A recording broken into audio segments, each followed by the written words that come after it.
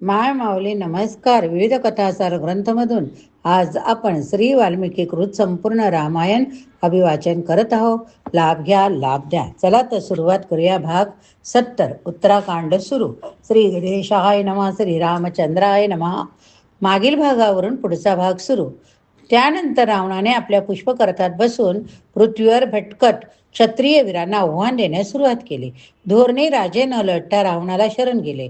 इतरांना राक्षस राजाने सहजपणे पराभूत केले. एके दिवशी हिमालयाजवळील एका अरण्यात रावण आला. जटायुक्त केश असलेली, वल्कल नेसलेली एक सुंदर तरुण मुलगी त्याच्या नजरेस पडली. तिला पाहताच रावण वासनेच्या प्रभावाखाली आला. जोरजोरात हसत उद्गारला, अरण्यातील तपसाधना ही तुझ्या तारुण्य सुलभ सौंदर्याशी विसंगत होय. प्रिय तरुणी तू कोण? येथे येऊन एका तपस्विनीचे आयुष्य जगण्याचे तू का बरे ठरविले? ती मुलगी म्हणाली, बृहस्पतीचे पुत्र महर्षी कुशध्वज यांची मी कन्या. मला वेदांचा अवतार समजले जाते म्हणून माझे नाव वेदवती. अनेक देवतागण उच्च अधिकार असलेल्या व्यक्तींनी माझ्या पित्याला भेटून मला विवाहाची मागणी घेतली. तथापि भगवान विष्णूच आपल्यासाठी योग्य जावई ठरतील असे वाटून माझ्या पित्याने त्या सर्वांना परत पाठवले. दैत्यांच्या राजाने शंभूने जेव्हा हे ऐकले तेव्हा तो आला. माझ्या पित्याच्या झोपेतच त्याने पित्याला ठार केले. पतीचे ना शव हाती घेऊन माझी माताही सती गेली. तेव्हापासून मी भगवान नारायणाचाच माझ्या हृदयात स्थान दिले आणि पती म्हणून मी हे मला प्राप्त व्हावे यासाठी मी तपश्चर्या करीत आहे. रावणा, माझ्या तपसाधनेच्या बळावर मला तुझ्याविषयी प्रत्येक गोष्ट माहीत आहे, म्हणून कृपया अजून काही न करता येथून निघून जा. रथातून खाली उतरत रावण म्हणाला, ही सुंदर मुली, तू माझी पत्नी व्हावीशी माझी विनंती. खरोखर माझ्याशी तुलना करता भगवान नारायणाची काय मातब्बरी? त्यावर तिरस्काराने वेदवती म्हणाली, काय उतरली? तुझ्याशिवाय दुसरा कोण अशा प्रकारे भगवान नारायणाविषयी अनादराने बोलण्याचे धाडस करेल? तिने असे बोलताच रावणाने तिचे केस धरून तिला पकडले. क्रोधाने प्रज्वलित झालेल्या त्या मुलीने तत्काळ आपल्या एका हाताने रूपांतर तलवारीत केले.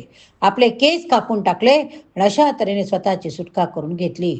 नंतर अग्नी पेटवत उद्वती उद्गारली, तुझा स्पर्श झाल्यानंतर मला अधिक जगायची इच्छा नाही. मी तुला शाप देणार नाही, कारण त्यामुळे तपसाधनेमुळे मिळवलेले माझे पुण्य कमी होईल. तथापि तुझा विनाश घडून आणण्यासाठी मी दैवी पद्धतीने पुनर्जन्म घेईन.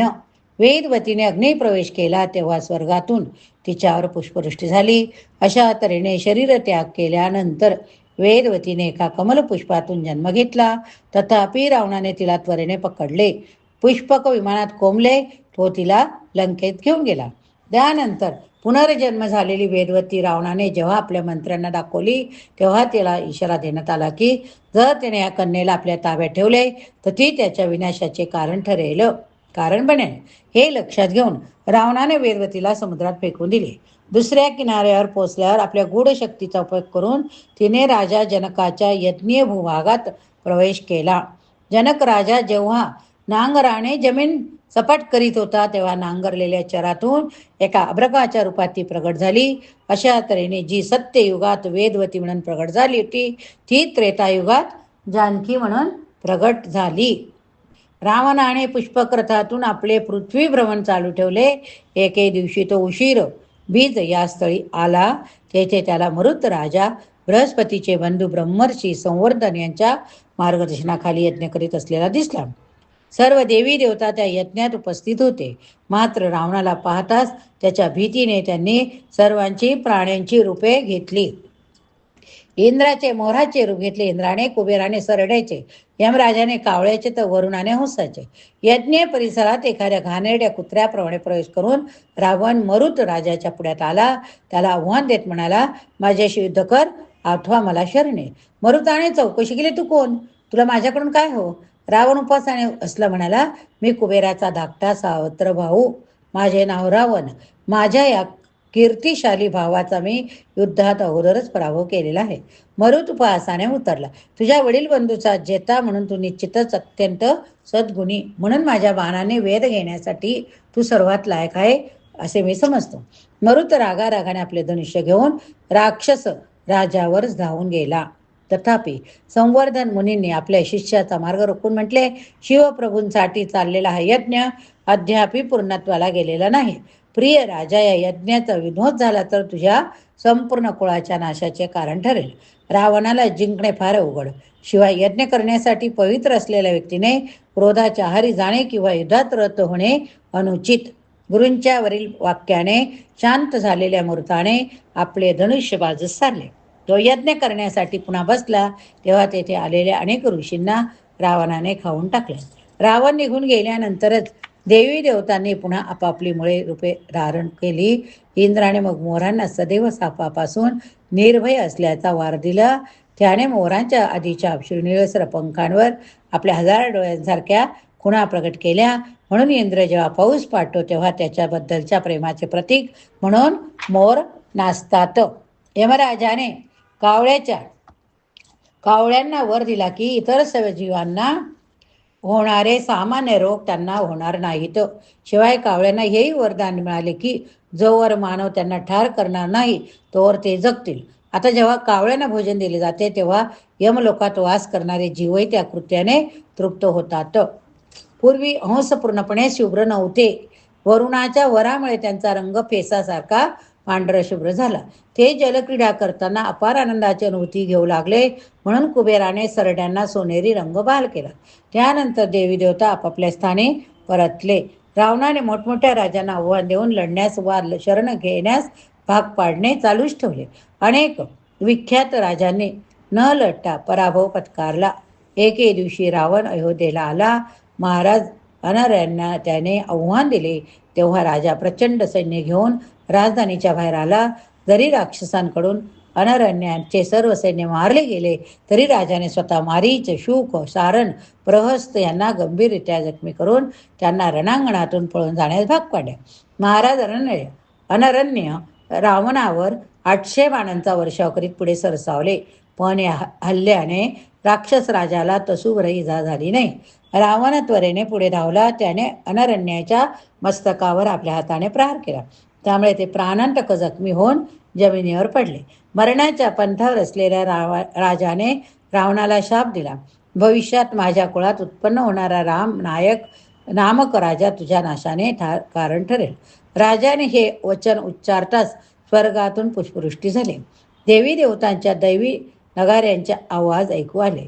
राजा अनरण्यांचे प्राण सोडताच रावण तेथून निघून गेला. त्यानंतर एकदा आकाशमार्गे जात असता रावणाची महर्षी नारदाशी गाठ पडली. रावणाने त्यांना अत्यंत विनम्रपणे अभिवादन केले.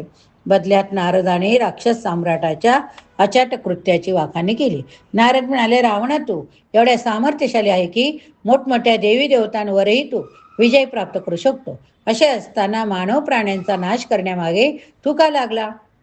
आयुष्यात अनेक दुःखाने पेडलेले दुर्दैवी असे गरीब बिचारे मानव तुझ्या हातून मरण्याच्या योग्यतेचे नाही. रावण म्हणाला, ऋषीवर्य, तुम्ही म्हणता हे बरोबर. मला संपूर्ण त्रिलोक जिंकायचे. त्यामुळे मी आता मानवांना बाजूला ठेवतो. मृत्यूची देवता यमराजावर हल्ला चढवतो. अशा तऱ्हेने मनाचा निश्चय करून रावणाने तत्काळ दक्षिणेकडे कूच केली. नारदाचे कुतूहल जागृत झाले. त्यांनी विचार केला, रावण खरोखरच यमराजाचा पराभव करू शकेल का? जर त्याने असे केले तर जुन्या व्यवस्थेच्या जागी कोणत्या तऱ्हेची नवीन वैश्विक व्यवस्था तो प्रस्थापित करेल. म्हणून येऊ घातलेल्या युद्धाचे साक्षीदार होण्यासाठी रावण पोचण्यापूर्वीच घाईने यमराजाच्या स्थानी पोहोचले. मृत्यूदेवाने नारदाचे स्वागत केले आणि विचारले, हे उत्तम ऋषी, आपल्या आगमनाचे कारण समजू शकेल का? नारद उतरले, युद्धात तुझा पराभव करण्याच्या इच्छेने रावण येथे येत आहे. यमराजाच्या कार्यक्षेत्रात पुष्पक विमानाने प्रवेश केला तेव्हा रावणाला सर्व सजीवांना त्यांच्या हातून घडलेल्या पाप वा पुण्याची फळे कशी मिळत आहे हे दिसले. काही गरीब बिचारे आत्मे विविध नरक यातना भोगत होते. इतर काही उच्च प्रतीची भौतिक सुखे भोगत होते. जे नरक यातना भोगत होते त्या सर्वांना रावणाने आपल्या सामर्थ्याने मुक्त केले. या उद्धटपणाच्या कृत्याने क्रोधित झालेल्या हजारो यमदूतांनी रावणावर हल्ला केला. त्यांचे पुष्पक विमान मोडून टाकण्याचा प्रयत्न केला. तथापि इतक्या जोरांचा हल्ला होऊन सुद्धा ब्रह्मदेवाच्या प्रभावामुळे विमान सुरक्षित राहिले. जेव्हा यमदूताने रावणावर बाणांचा वर्षाव केला तेव्हा रावणाचे चिलखत विदीर्ण झाले. त्याच्या शरीरात बाण घुसले. आपल्याच रक्ताने नाहून निघालेला रावण शेवटी युद्ध हरपून पुष्पक विमानातून जमिनीवर पडला. तथापि लवकरच सावरून रावणाने भगवान शंकराचा एक वानहत्ती घेऊन यमदूतांना मारण्यास सुरुवात केली. यावर रावण त्यांच्या मंत्रीगणांनी जोरजोरात गर्जना करायला सुरुवात केली. जेव्हा यमराजाने हारडाओरडा ऐकला तेव्हा त्यालाच कळून चुकले की राक्षस राजाची सरसी झालेली आहे. आपला रथ बोलवून यमराजाने आपला मृत्यूदंड, कालापाश, इतर शस्त्रे घेतली.